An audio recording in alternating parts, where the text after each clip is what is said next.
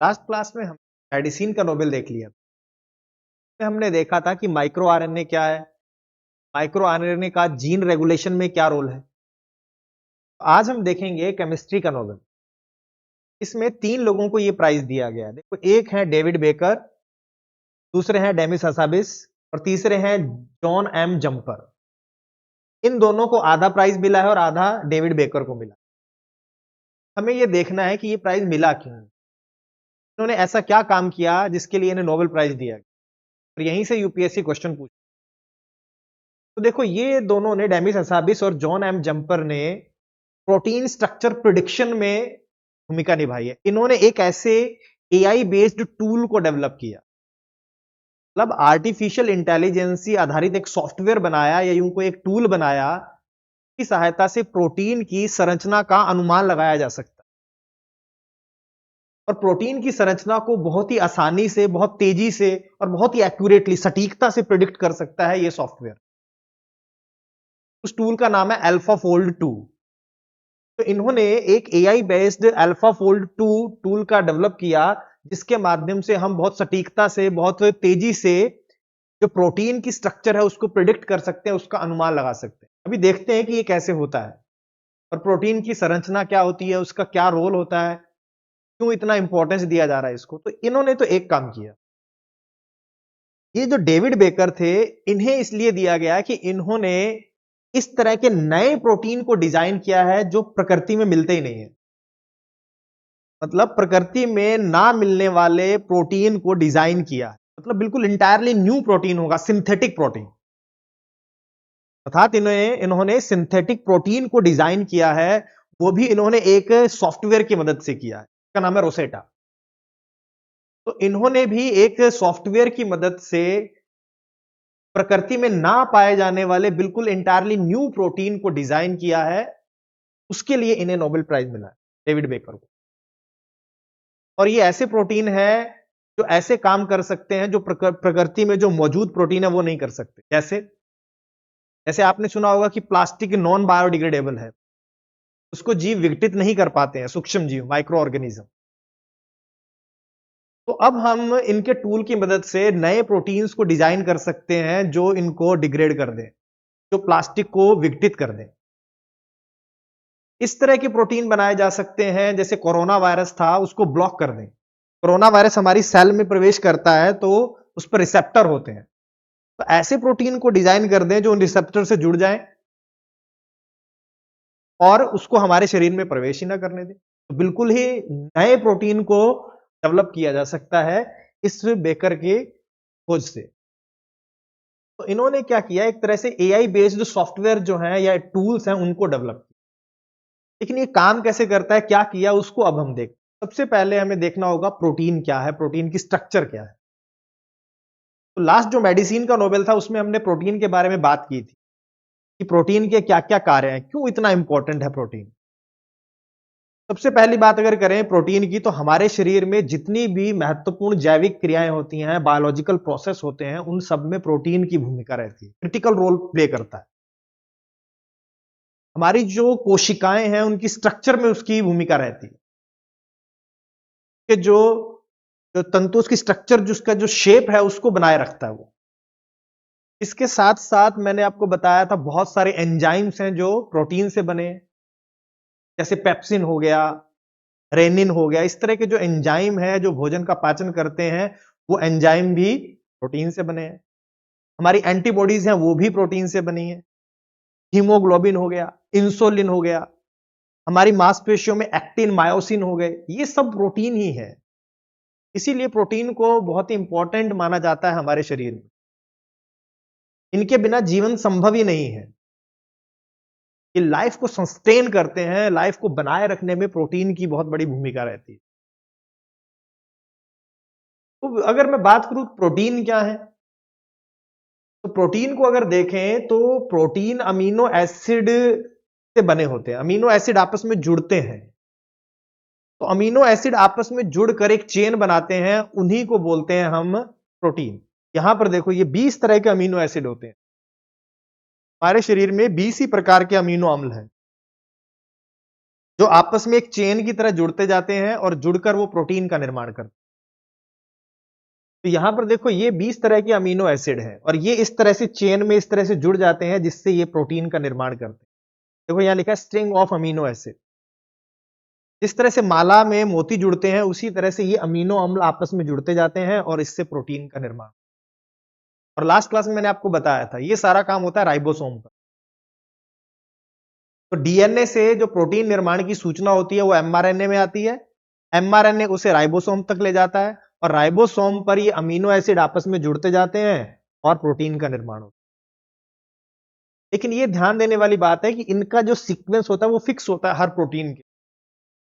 अगर मान लो मैं कहूं इंसुलिन प्रोटीन है, इंसुलिन में इनका जो सीक्वेंस होगा वो फिक्स होगा हमेशा। तो एक निर्धारित क्रम में लगे होते हैं। और इसके बाद एक चीज और इनमें खास होती है कि देखो ये यहां पर इस डायग्राम को देखो कि ये देखो ये पूरे के पूरे आपके जुड़े हुए हैं अमीनो एसिड। इसे बोलते हैं इसकी प्राइमरी स्ट्रक्चर। इसके बाद ये आपस में इस तरह से घूमते हैं, हेलिक्स बनाते हैं और इस तरह की ये प्लेन शीट के रूप में फोल्ड होते हैं। इसे बोलते हैं इसकी सेकेंडरी स्ट्रक्चर। उसके बाद ये और कॉम्पैक्ट हो जाते हैं इस तरह से। तो 3 डायमेंशनल स्ट्रक्चर बनाते हैं। 3 डायमेंशनल स्ट्रक्चर है, देखो ये इसकी 3D स्ट्रक्चर। और इसके बाद और कॉम्पैक्ट होकर इसकी क्वार्टनरी स्ट्रक्चर बनाती है, इस तरह के मॉलिक्यूल बना देती है। तो ये प्रोटीन की स्ट्रक्चर होती है। ये प्राइमरी है, ये सेकेंडरी है, ये टर्शरी है, ये क्वार्टनरी स्ट्रक्चर। ये स्ट्रक्चर की बात हो रही है वहां पर कि जो आपका अल्फा फोल्ड 2 है वो प्रोटीन की स्ट्रक्चर को प्रिडिक्ट करता है कि उसकी स्ट्रक्चर कैसी होगी। तो ये उसका काम है। तो ये स्ट्रक्चर कैसी होगी इसका बहुत महत्वपूर्ण रोल है। अगर देखा जाए प्रोटीन क्या काम करेगा वो स्ट्रक्चर से डिसाइड होता है। इस बात को क्लियर हो रहा है कि प्रोटीन की स्ट्रक्चर, ये जो स्ट्रक्चर है ये डिसाइड करती है कि प्रोटीन क्या काम करेगा। तो जो प्रोटीन का फंक्शन है वो उसकी स्ट्रक्चर पर डिपेंड करता है और ये जो स्ट्रक्चर है वो डिपेंड करती है इन अमीनो एसिड के सीक्वेंस पर। अर्थात मैं एक खास तरह का सीक्वेंस अगर लगा दूं अमीनो एसिड का तो वो एक खास तरह की ही स्ट्रक्चर बनाएगा। मान लो कि ये सीक्वेंस इस तरह से लगा हुआ है, ये अमीनो एसिड का ये सीक्वेंस इसी तरह की ही स्ट्रक्चर बनाएगा। आप इसको कहीं भी जोड़ दो अपने आप वो ऐसी स्ट्रक्चर बना देगा, अपने आप इसी फॉर्म में फोल्ड हो जाएगा। तो अगर मैं कहूं कि ये स्ट्रक्चर है, ये स्ट्रक्चर प्रोटीन के काम को डिसाइड करती है और ये स्ट्रक्चर जो होती है ये अमीनो एसिड के सीक्वेंस पर डिपेंड करती है। अगर कोई भी सीक्वेंस है उसकी फिक्स होगी कि यही स्ट्रक्चर होगी। अमीनो एसिड का एक सीक्वेंस होता है। तो अगर इस स्टेटमेंट को दोबारा लूं तो अमीनो एसिड का सीक्वेंस डिसाइड करता है स्ट्रक्चर को और स्ट्रक्चर डिसाइड करती है प्रोटीन के काम को। तो अगर हमें इन अमीनो एसिड का सीक्वेंस पता है तो अपने आप ही हमें स्ट्रक्चर के बारे में पता लग जाएगा। तो यही यही सारा का सारा इसमें खेल है। अब हुआ क्या आगे देखो इस वाले में देखते हैं होता क्या है। अब अल्फा फोल्ड कैसे काम करता है, अल्फा फोल्ड 2। तो मैंने पहले ही बताया कि ये एआई बेस्ड एक टूल है। इसमें होता क्या है देखो, इसमें क्या किया जाता है कि अगर आप इस अमीनो एसिड के सीक्वेंस को इसके अंदर डालोगे, ये सीक्वेंस इसके अंदर डालेंगे तो ये प्रोसेसिंग करेगा और आपको बता देगा कि इस अमीनो एसिड के सीक्वेंस से इस तरह की स्ट्रक्चर बनेगी। अर्थात अमीनो एसिड का सीक्वेंस इसके अंदर डालो, ये आपको बता देगा कि प्रोटीन की स्ट्रक्चर ये है। इस तरह से ये अमीनो एसिड के सीक्वेंस से प्रोटीन की स्ट्रक्चर का प्रिडिक्शन करता है, अनुमान लगाता है अल्फा फोल्ड 2। तो ये आपको ध्यान में रखना है कि अल्फा फोल्ड 2 करता क्या है। तो एआई बेस्ड ये टूल है जो अमीनो एसिड के सीक्वेंस से प्रोटीन की स्ट्रक्चर का अनुमान लगाता है और बहुत ही एक्यूरेटली बता देता है। अब होता क्यों है ऐसा? इसलिए होता है कि उसके अंदर न्यूरल नेटवर्क है, एआई बेस्ड है, उसको ट्रेंड किया होता है। वर्तमान में बहुत सारे जितने भी लगभग हमारे प्रोटीन हैं उनके सीक्वेंस के बारे में हमें पता है। वैज्ञानिकों ने उनके सीक्वेंस को निकाल लिया है। जितने भी प्रोटीन है लगभग उनका सीक्वेंस उन्हें पता है। और बहुत सारे ऐसे हजारों ऐसे प्रोटीन भी हैं जिनकी संरचना का भी अनुमान लगा लिया गया। सभी प्रोटीन की स्ट्रक्चर के बारे में नहीं पता है, लेकिन उनके सीक्वेंस के बारे में लगभग सबके बारे में पता है और कुछ प्रोटीन के स्ट्रक्चर के बारे में भी पता है। तो होता क्या है कि उस डेटा से ट्रेंड किया जाता है एआई को, उसके अंदर सीक्वेंस डाला जाएगा और बताया जाएगा कि इसका ये स्ट्रक्चर होता है, फिर एक सीक्वेंस डाला जाएगा, फिर बताया जाएगा कि ये इसका स्ट्रक्चर होता है, फिर उसके अंदर नया सीक्वेंस डालेंगे, फिर बताएंगे कि ये स्ट्रक्चर है। तो धीरे धीरे वो ट्रेंड हो जाता है, और फिर जब उसके अंदर हम कोई नया सीक्वेंस डालते हैं तो वो हमें उसकी स्ट्रक्चर के बारे में बताता है कि ये इस तरह की इसकी स्ट्रक्चर। इस तरह से अल्फाफोल्ड 2 काम करता है। अर्थात पहले अल्फाफोल्ड 2 को ट्रेंड किया जाता है, और उसके बाद जब वो ट्रेंड किया गया, उसके बाद जब उसके अंदर हम कोई सीक्वेंस डालते हैं तो वो कई फेजेस में होता है। पहले तो हमने डेटा बेस के अंदर उसको डाला, वो सर्च करेगा उससे मिलते जुलते सीक्वेंस को, फिर वो उसको अलग अलग लेयर में उनका एनालिसिस करेगा। न्यूरल नेटवर्क मतलब ये डीप लर्निंग का एक पार्ट होता है, एआई का एक पार्ट है, आगे पढ़ाऊंगा फिजिक्स वाले में। तो वो न्यूरल नेटवर्क के थ्रू कई साइकिल्स में उसको एनालाइज करता है, और लास्ट में वो उसकी स्ट्रक्चर का प्रेडिक्शन कर देता है कि ये सीक्वेंस से ये वाली स्ट्रक्चर बनेगी, और उसमें बहुत ज्यादा एक्यूरेसी है इसके अंदर। ये काम किया था इन दो वैज्ञानिकों ने, जंपर ने और आपके डेमिस हसाबिस ने। तो इनको अल्फा फोल्ड 2 डेवलप करने के लिए, या यूं कहूं कि प्रोटीन की स्ट्रक्चर को प्रेडिक्ट करने के लिए ही नोबेल प्राइज दिया गया, और बहुत तेजी से करता है, क्योंकि इससे पहले जो मेथड था वो था एक्सरे क्रिस्टलोग्राफी। तो एक्सरे क्रिस्टलोग्राफी में 2 से 3 महीने भी लग जाते थे प्रोटीन की स्ट्रक्चर को प्रिडिक्ट करने में, लंबा समय लगता था। लेकिन ये बहुत तेजी से, बहुत ही एक्यूरेटली संरचना को प्रिडिक्ट कर देता है। तो ये तो इन दोनों का काम था अल्फाफोल्ड 2 का। अब बात करते हैं डेविड बेकर की। इन्होंने भी एक टूल को डेवलप किया, उसका नाम था रोसेटा, वो भी एक सॉफ्टवेयर है। तो इन्होंने क्या देखा कि हम अगर अमीनो एसिड के सीक्वेंस को डाल रहे हैं और उससे प्रोटीन की स्ट्रक्चर का अनुमान लगा रहा है, क्यों ना हम इसका उल्टा करें। हम बताएं कि हमें इस तरह का प्रोटीन चाहिए, अब आप बताओ या उस एआई टूल बताए कि इसमें अमीनो एसिड का क्या सीक्वेंस। अर्थात हम उल्टा काम करेंगे कि हम उसमें प्रोटीन की स्ट्रक्चर को डालेंगे कि इस तरह का प्रोटीन हमें चाहिए, वो हमें बताएगा कि इसमें सीक्वेंस कौन सा होगा। पहले हम कर रहे थे कि सीक्वेंस डाल रहे थे और प्रोटीन की स्ट्रक्चर हम प्राप्त कर रहे थे। तो इन्होंने उल्टा उसमें किया। तो उन्होंने क्या किया, एक नए प्रोटीन्स को डिजाइन किया। इन्होंने इस तरह का टूल डेवलप कर लिया जिससे क्या होगा, आप उसके अंदर बताओगे कि हमें ये प्रोटीन चाहिए, तो वो उसके सीक्वेंस को बता देगा। तो नए प्रोटीन को डिजाइन कर लिया गया। तो नए प्रोटीन को डिजाइन करने के लिए, या यूं को सिंथेटिक प्रोटीन को डिजाइन करने के लिए बेकर को नोबेल प्राइज दिया गया, और ये बहुत बड़ी डिस्कवरी है। अभी मैंने बताया कि आप इस तरह के नए प्रोटीन को बना सकते हो जो प्रकृति में कहीं नहीं मिलते,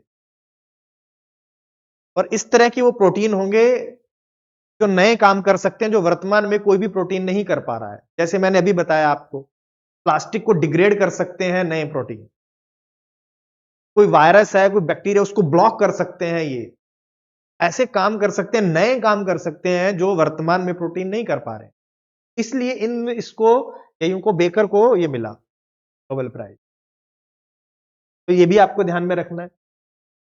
तो ये पूरा का पूरा था कि आपका नोबेल क्या है। ये सब उसमें लिखा हुआ है, जो मैंने आपको समझाया वही सब यहां पर लिखा हुआ है। तो पीपीटी को रीड करने का कोई मतलब नहीं है, आपको कंसेप्ट समझना है कि हम इसमें क्या क्या चीजें हैं, इसमें कौन कौन से वर्ड यूज किए गए हैं। जैसे अल्फाफोल्ड 2 हो गया, एआई बेस्ड है, न्यूरल नेटवर्क का यूज किया गया, प्रोटीन क्या है, कितने तरह के प्रोटीन होते हैं। तो मैंने आपको बताया हजारों मिलियंस में प्रोटीन है। अमीनो एसिड कितने होते हैं, तो 20 तरह के अमीनो एसिड होते हैं। पॉलीमर है प्रोटीन अमीनो एसिड का, अर्थात बहुत सारे अमीनो एसिड जब आपस में जुड़ते हैं तो उससे प्रोटीन का निर्माण होता है। इनकी primary, secondary, tertiary, quaternary structure पाई जाती है। इसकी स्ट्रक्चर इसके कार्य को डिफाइन करती है। तो इस तरह के क्वेश्चन वो आपको लगा के दे सकता है। तो इसके बाद अगर हमें देखना है कि इस डिस्कवरी का इंपॉर्टेंस क्या है, क्या इंपॉर्टेंस है इसका, तो इसको देखो होगा क्या। देखो मैंने आपको पहले ही बताया कि प्रोटीन ही है जो हमारे सभी क्रिटिकल जो बायोलॉजिकल प्रोसेस है उनमें भूमिका निभाते हैं। तो अगर मान लो प्रोटीन में कोई प्रॉब्लम हो गई तो हमें डिजीज हो जाती है। तो हम क्या कर सकते हैं, अगर मान लो कोई रोग हुआ है किसी व्यक्ति को, तो हम देखेंगे कि उनमें किस तरह के प्रोटीन बन रहे हैं, प्रोटीन में क्या गड़बड़ हो गई। तो प्रोटीन की अगर संरचना के बारे में हमें पता होगा तभी तो हम देख पाएंगे कि इस प्रोटीन में यहां एरर है, तो हमें पता लगेगा कि इसको ये रोग हो गया, इस रोग का कारण इस प्रोटीन की संरचना में ये प्रॉब्लम आने की वजह से हुआ।